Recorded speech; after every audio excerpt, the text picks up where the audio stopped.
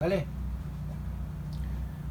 Acá tenemos el Honda LF4 2000, que en su momento había golpeado el motor, las bielas, se tuvo que fabricar los metales de biela completo, los metales de bancada, y bueno, sobre la marcha este tipo de moto siempre tiene problemas eléctricos. Se tuvo que hacer unas modificaciones. Lo vamos a poner en marcha para ver cómo suena el motor. Acá no hay mucho para jugar, igualmente vamos a colocar los vacíos para ver si están parejos.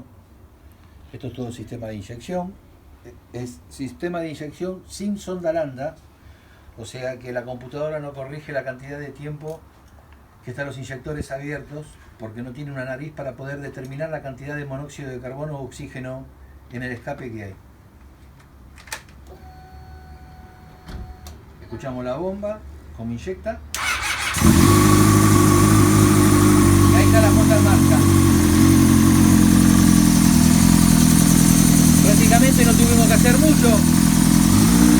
Arrancó sola, prácticamente arrancó solo. Lo que falta colocar es la filtrera, colocar bien el tanque de nafta y bueno, después vamos a pegar una vueltita para ver cómo anda. Es un motor que está en ablande, tiene nivel de compresión de 11,9 por 1.